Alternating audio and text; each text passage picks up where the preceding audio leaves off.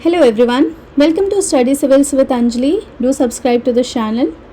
आज का लेक्चर ना हमारे पूरे चैप्टर का ग्रैंड रिवीजन समझ लो। अब तक हमने बैटल ऑफ प्लासी से लेकर डलहौजी तक ना ब्रिटिश एक्सपेंशन की पूरी जर्नी पढ़ ली है ना। लेकिन एग्ज़ाम में ना सिर्फ इवेंट याद रखना काफ़ी नहीं होता, आपको ये भी समझना होता है कि किस गवर्नर जनरल ने क्या काम किया और ब्रिटिश पावर कैसे ग्रो हुई और कैसे एक छोटी सी ट्रेडिंग कंपनी पूरी इंडिया के रूलर बन गए। आज का लेक्चर एग्जैक्टली इसी पज़ल को कनेक्ट करेगा। शुरुआत करते हैं एक सवाल से। मैं आपसे एक क्वेश्चन पूछती हूँ कि 1600 में ईस्ट इंडिया कंपनी इंडिया क्यों आई थी ट्रेड के लिए, है ना, और 1856 तक वो क्या बन गई, पूरे इंडिया की डोमिनेंट पॉलिटिकल पावर, राइट।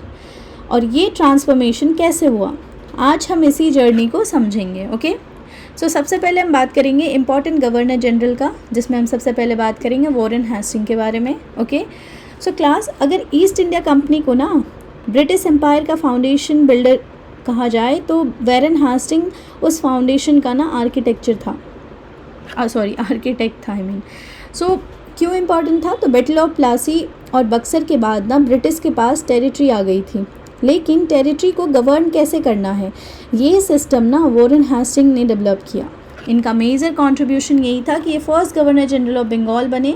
ठीक है, इसको थोड़ा ऐसे करते हैं। ओके, हाँ, तो वॉरेन हेस्टिंग का ना मेजर कंट्रीब्यूशन यही था कि ये first governor general of Bengal बने। ठीक है, एडमिनिस्ट्रेटिव रिफॉर्म्स लाए, ये ब्रिटिश एडमिनिस्ट्रेशन को ऑर्गेनाइज़ किया, दीवानी राइट के थ्रू ना रेवेन्यू कलेक्शन सिस्टम को स्ट्रेंथन किया।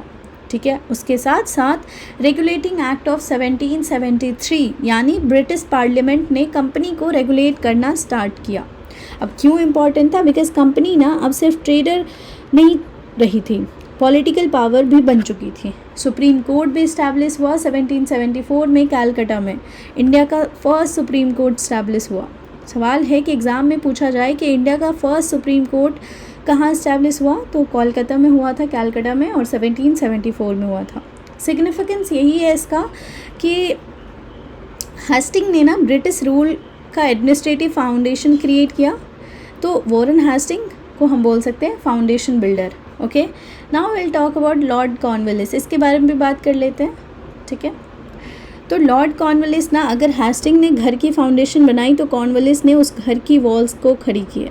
मतलब इनकी कंट्रीब्यूशन कि सिविल सर्विसेज में रिफॉर्म्स लाए, प्रोफेशनल बनाया, मेरिट बेस्ड सिस्टम लाए, करप्शन को ना इन्होंने रिड्यूस ही कर दिया मानो, है ना। कॉर्नवालिस का कोड था कि एडमिनिस्ट्रेटिव और जुडिशियल रिफॉर्म का पैकेज, परमानेंट सेटलमेंट लाए, ये उनका सबसे फेमस कंट्रीब्यूशन है ना।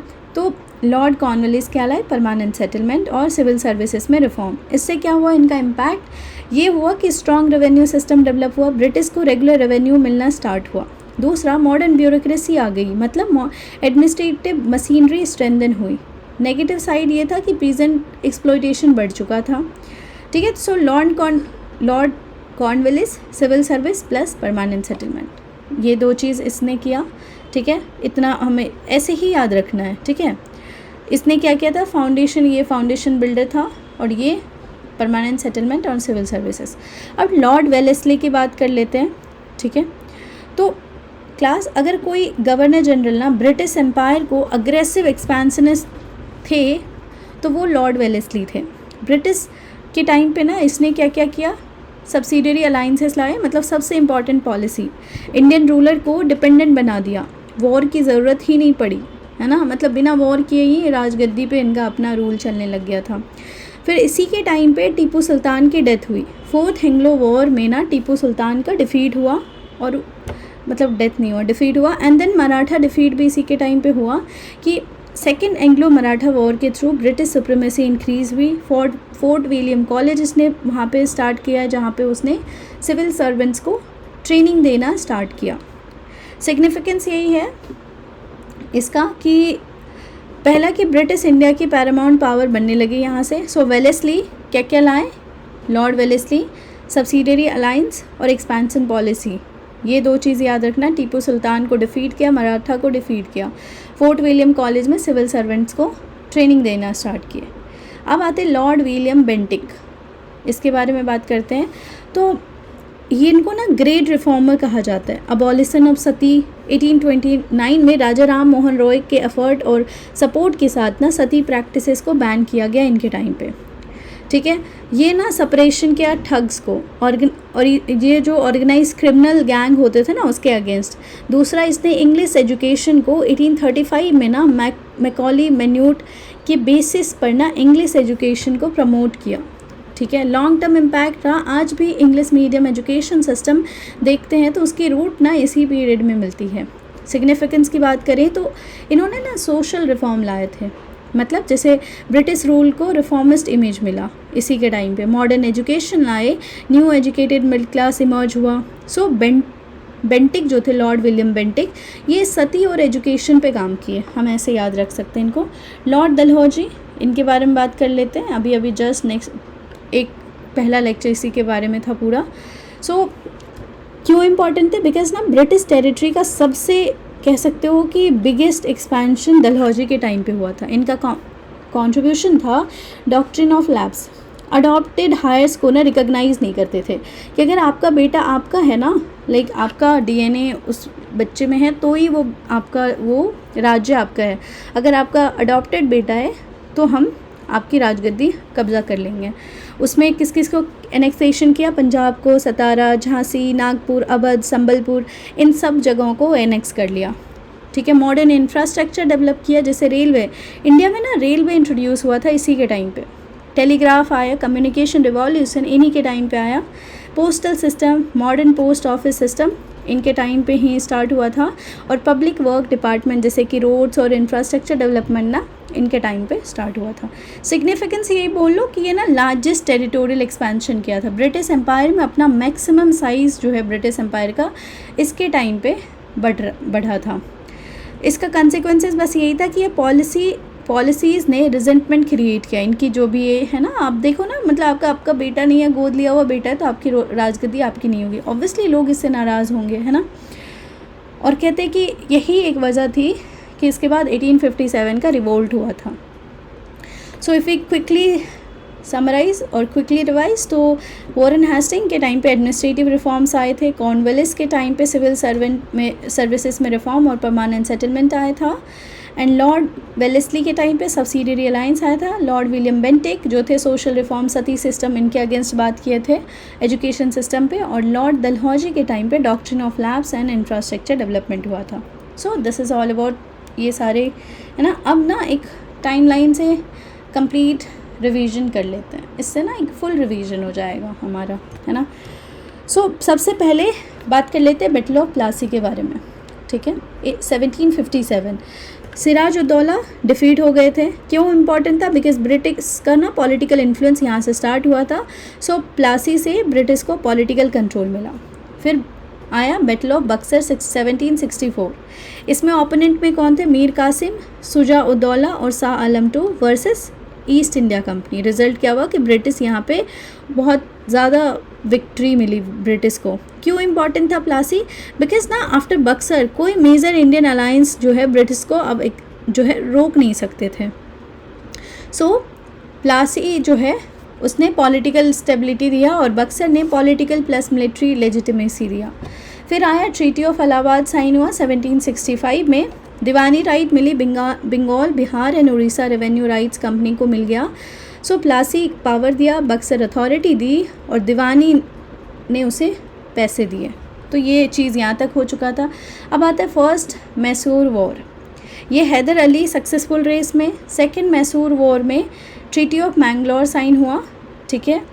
फिर उसके बाद थर्ड मैसूर वॉर में टीपू सुल्तान की टेरिटरी चली गई हाथ से, ठीक है। फोर्थ मैसूर वॉर में टीपू सुल्तान की डेथ हो गई, ठीक है। सो इम्पॉर्टेंट ये रहा कि साउथ इंडिया में अब ब्रिटिश की सुप्रीमेसी यहाँ तक स्टेब्लिश हो चुके थे। अब आता है Maratha war.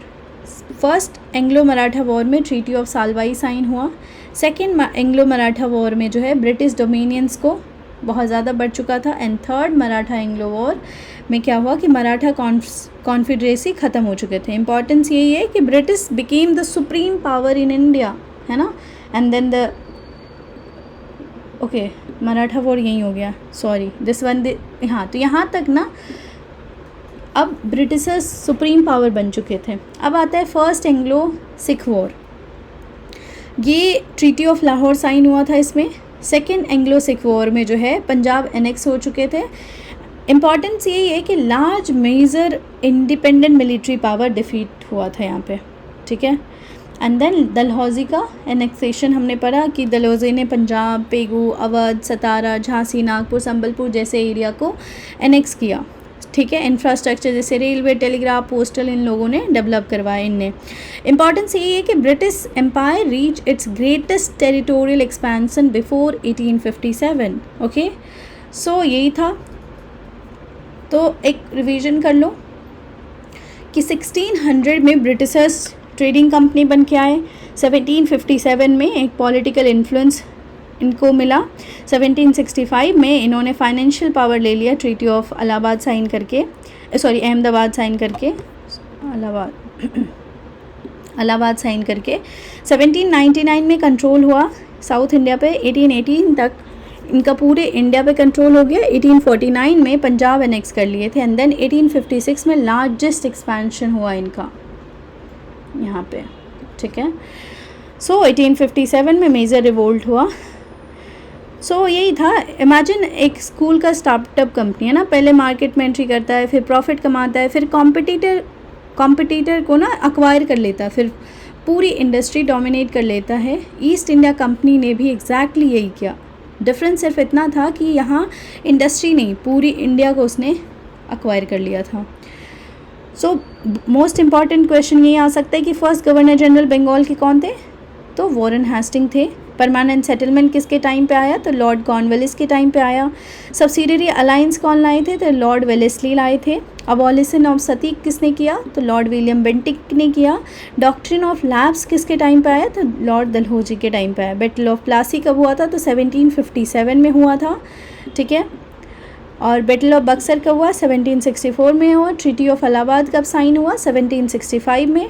Death of Tipu Sultan कब हुआ? तो 1799 में हुआ, ठीक है। End of Maratha war power कब हुआ? तो 1818 आते आते ना ये एंड हो चुका था, ठीक है। एनेक्सेशन ऑफ पंजाब कब हुआ? 1849 में हुआ। So if we conclude today's class, student अगर पूरी चैप्टर को ना एक लाइन में समराइज़ करना हो तो 1757 से 1856 तक ईस्ट इंडिया कंपनी ने diplomacy, war, revenue collection, administrative reforms और एक्सपेंशनिस्ट पॉलिसी के थ्रू खुद को एक ट्रेडिंग कंपनी से इंडिया की सुप्रीम पॉलिटिकल पावर में ट्रांसफॉर्म कर दिया। और याद रखिए कि प्लासी ने दरवाज़ा खोला, बक्सर ने अथॉरिटी दिया, दीवानी ने पैसा कलेक्ट करने की राइट दी और मैसूर और मराठा वॉर ने राइवल्स को ख़त्म कर दिया। पंजाब एनेक्सेशन ने लास्ट मेजर मिलिट्री चैलेंज को रिमूव किया और डलहौजी ने एम्पायर को मैक्सिमम एक्सटेंट तक पहुंचा दिया। अब स्टेज से अब जो है ब्रिटिशर्स के लिए स्टेज जो है सेट हो चुका है। 1857 का एक होगा जो कह सकते हो, अब एक महाविस्फोट होगा जहाँ पे लोग फटेंगे, लोग के गुस्से फटेंगे और उसके बाद जो है क्राउन रूल आएगा। तो अगले चैप्टर में हम पढ़ेंगे कि the revolt of 1857 first great challenge to British rule. इसके बारे में हम डिटेल में पढ़ेंगे। If you like this lecture do subscribe to this channel. Till then keep learning. Thank you so much.